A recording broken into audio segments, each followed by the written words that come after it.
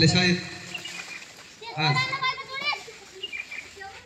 खूप उत्साहामध्ये स्वयंशासन दिन म्हणजे स्कूल डे आपण साजरा केलेला आहे.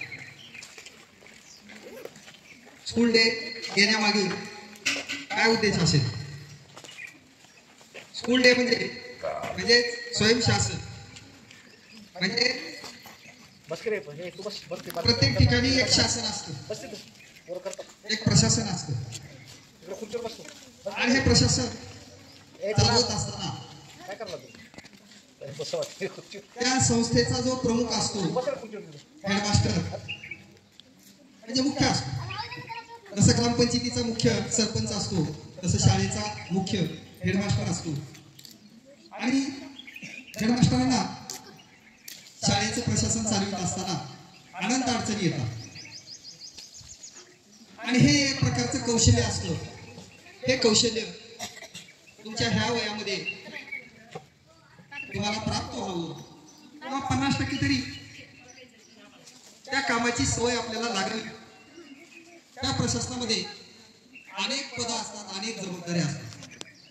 शाळेचं जर म्हटलं प्रशासन कसं असतं, एक मुख्याध्यापक, बाकीचे सर्व अध्यापक वर्ग, काही सेवक असतात, मदत करणारे काही स्वयंसेवक असतात, विद्यार्थी असतात.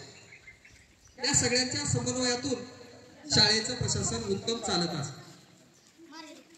शाळेतला मुख्याध्यापक जबाबदार असतो, कर्तव्यनिष्ठेने काम करतो.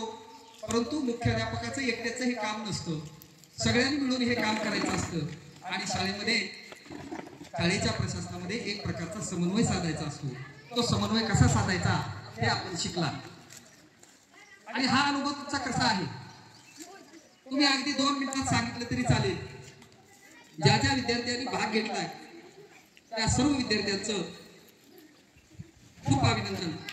भविष्यामध्ये तुम्हाला खूप मोठी जबाबदारी मिळावी, अगदी जिल्ह्याची जबाबदारी सुद्धा तुम्हाला मिळावी. तुम्ही अतिशय सक्षमपणे चालवाल असा विश्वास आम्हाला वाटतो. आजच्या ह्या कार्यक्रमात केवळ तुम्ही कामच केलं नाही, आर्थिक मदत सुद्धा सगळ्या विद्यार्थ्यांनी केली.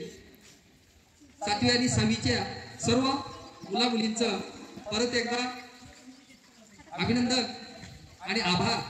ज्यांनी आर्थिक भार उचलला आणि स्वतः सहभागी झाला.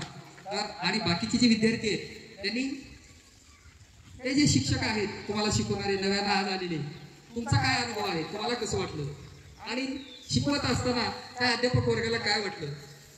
आणि प्रत्यक्षात जे खालच्या लेवलची कामं आहेत, सफाईचं काम असेल, पाणी आणणं असेल, त्या स्टाफला मदत करणं असेल, जो सेवक वर्ग आहे त्याच्यापैकी मला काय वाटतं, कोण तर मला आम्हाला फक्त नुसतं कामच करायचं, कुणाला म्हणाला कामच करायचं. तर कामाला एक प्रतिष्ठा असते. मी त्याला म्हटलं हे काम कमी प्रतीचं किंवा जास्त प्रतीचं असं समजायचं नाही. कुठल्याही कामाला एक प्रतिष्ठा असते.